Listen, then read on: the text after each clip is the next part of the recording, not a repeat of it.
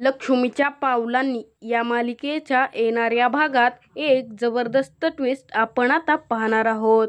तर आता अद्वैतला स्वामीनाथन यांच्या खूप मोठ्या डीलनंतर आणखी एक मोठी डील मिळणार आहे आणि अद्वैत आता ती डील फिक्स करण्यासाठी मुंबईला जाणार आहे आणि अद्वैत त्याच्यासोबत कलाला घेऊन जाणार आहे। परंतु सरोज कलाला अद्वैत सोबत जाऊ देत नसते। तर आता अद्वैतला कोणती मोठी डील मिळणार व अद्वैत कलाला सरोजचा विरोध असताना सुद्धा त्याच्यासोबत कसं घेऊन जाणार हे आपण या व्हिडिओमध्ये पाहणार आहोत। तर व्हिडिओ शेवटपर्यंत नक्की पहा। तर इकडे मालिकेमध्ये स्वामीनाथन यांच्या खूप मोठ्या डीलनंतर अद्वैतला आणखीन एक हिऱ्यांची मोठी डील मिळणार आहे आणि इकडे अद्वैत सर्व चांदेकरांना म्हणत असतो की तर आपल्यासाठी गुड न्यूज ही आहे की आपल्याला आता एक खूप मौल्यवान हिरा मिळणार आहे आणि तो हिरा खूप रेअर आहे। पूर्ण जगात यासारखे क्वचितच हिरे आहेत आणि हा हिरा आपल्याकडे आला तर आपल्या पिढीसाठी ते खूप मौल्यवान असेल आणि आपली म्हणजे चांदेकरांच्या पिढीचे नाव आणखीनच मोठे होईल।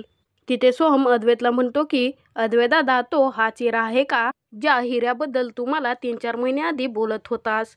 तेव्हा अद्वैत म्हणतो हो, हाच तो हिरा आणि हा हिरा करोडोंचा आहे आणि आता तो आपला होणार आहे। तेव्हा आबा म्हणतात तू बरोबर बोलत आहेस अद्वैत, हा हिरा खूप दिवसांपासून चर्चेत होता। माझी स्वतःची याकडे नजर होती, परंतु मला नंतर वाटलं हा हिरा मिळवणं इतकं सोपं नाहीये।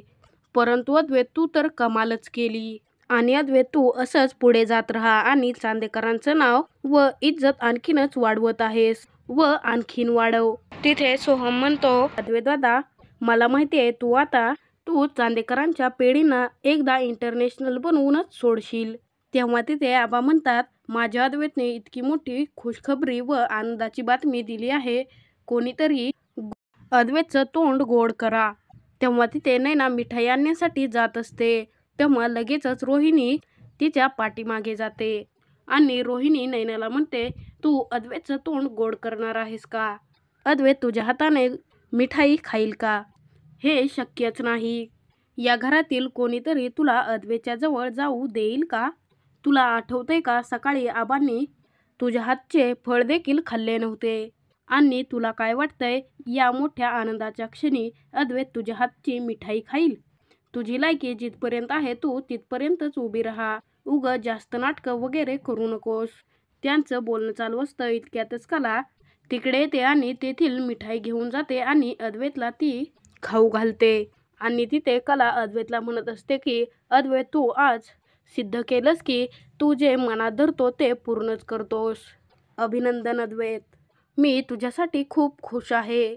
व तिथे कला म्हणत असते की मी अद्वैत चांदेकर ची पत्नी आहे याबद्दल मला खूप गर्व आहे। तेव्हा तिथे सरोज म्हणते की कला तू हा गैरसमज करू नकोस की अद्वैतने हा हिरा तुझ्यासाठी घेतला आहे आणि तू या हिऱ्याची मालकीणी नाहीस आणि कधी बनू शकशील असं मला वाटत नाही। तेव्हा तिथे कला म्हणते ज्याच्याकडे अद्वैत सारखा नवरा असेल तर त्याला काय हिऱ्या मोत्याची गरज असेल। मी तर अद्वैतसाठी खूप खुश आहे। अद्वैत कामामध्ये एवढं पुढे जाईल आणि चांदेकरांचं नाव इतकं मोठं करेल यामध्ये तर माझा आनंदच आहे आणि यापेक्षा माझ्यासाठी मोठी गोष्ट कोणती असेल? तेव्हा सरोज म्हणते आज कसं काय पूर्ण कायापालट झाला, ज्या तोंडातून कडू शब्द बाहेर पडतात आणि आज त्याच तोंडून तू इतकं गोड गोड कसं बोलत आहेस आणि खास करून माझ्या मुलासाठी कसं काय?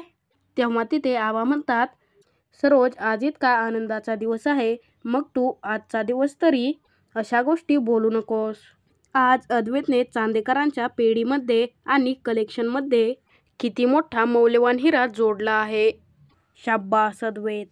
इतक्यातच तिथे प्रदीप येतो आणि म्हणतो कॉंग्रॅच्युलेशन्स अद्वैत, मी आज खूप खुश आहे अद्वैत बाळा, मला तुझा खूप अभिमान आहे। परंतु मला सांग अद्वैत तू तो हिरा कधी दाखवणार आहेस? तेव्हा तिथे अद्वैत म्हणतो तो हिरा मुंबईमध्ये पोहोचला आहे आणि तो लवकरच माझ्या हातात असेल। तेव्हा कला म्हणते अद्वैत तू मुंबईला जाणार आहेस का आणि कधी जाणार आहेस? तेव्हा तिथे अद्वैत म्हणतो मी उद्या मुंबईला जाणार आहे। सरोज म्हणते उद्या? तुझी तब्येत आता नीट नाहीये आणि तू अशा अवस्थेत कुठेही जायचं नाही. अद्वैत म्हणतो, आई मी ठीक आहे. तेव्हा तिथे आबा म्हणतात, सरोज एकदम बरोबर बोलत आहे. तुझी तब्येत नीट नाहीये अद्वैत, आणि तू मुंबईला जाणं कॅन्सल कर. आधी तू नीट हो, तुझी तब्येत चांगली कर आणि मग नंतर तू कुठेही जा. तेव्हा तिथे अद्वैत म्हणतो, माझं जाणं खूप जरुरी आहे आणि मला ते कॅन्सल करता नाही येणार. तेव्हा तिथे कला म्हणते, आबा सरोज मॅम, अद्वैतने या डीलसाठी खूप मेहनत केली असावी. आपल्याला आता अद्वैतला समजून घ्यावं लागेल आणि आता आपल्याला काहीतरी उपाय करायला हवा. तेव्हा तिथे सोहम अद्वैतला म्हणतो, बघितलंच का दादा, पूर्ण घरामध्ये तुझी पॅशन फक्त कला वहिनीत समजून घेते. तेव्हा तिथे सरोज म्हणते, जर अद्वैत तू जायचंच ठरवलं आहेस तर तुझ्यासोबत मी येते. तिथे सोहम म्हणतो, आई तू का उगाचच कष्ट घेत आहेस. मी जातो अद्वैत दादासोबत, त्याला 1 मिनिटही मोकळं सोडणार नाही. तेव्हा तिथे सर्व चांदेकर म्हणतात, आपण सर्वजण मिळून जाऊयात. तिथे अद्वैत म्हणतो, मी आधीची स्वतःची तिकीट बुक केली आहे. सरोज म्हणते, अद्वैत मी तुला असं एकटं जाऊ देणार नाही. अद्वैत म्हणतो, आई मी एकटा कुठे चाललो आहे, कला सुद्धा माझ्यासोबत येणार आहे. तेव्हा तिथे कला म्हणते, अद्वैत तू मला मुंबईला घेऊन जाणार आहेस का? मी काही चुकीचं तर ऐकलं नाही ना? तेव्हा अद्वैत म्हणतो, हो कला, तू बरोबर ऐकलंस, मी तुला मुंबईला घेऊन जाणार आहे. तेव्हा तिथे प्रदीप म्हणतो, ठरलं तर मग आता कला अद्वैत सोबत जाईल आणि आपल्याला काळजी करायची काही गरजही पडणार नाही. तिथे सरोज म्हणते, तुमच्या दोघांचं काय डोकं फिरलंय का? अद्वैत तू या कलाला घेऊन जाणार आहेस का? ज्या मुलीने आतापर्यंत माझ्या अद्वैतला दुःखाने इजा पोहोचवली आहे, तू त्या मुलीला घेऊन जाणार आहेस का? आणि ही तुझी काळजी घेईल असं तुला वाटतंय का? तेव्हा तिथे कला म्हणते, मला सुद्धा हेच कळत नाहीये. अद्वैत तू माझ्यापासून इतका नाराज आहे तरी सुद्धा तू मला घेऊन जात आहेस. तेव्हा तिथे अद्वैत म्हणतो, आता माझं आणि कलाचं नातं कसंही असलं तरी मी कलाला माझी काळजी घेण्यासाठी घेऊन जात आहे. मी तिकडे काम करण्यासाठी चाललो आहे.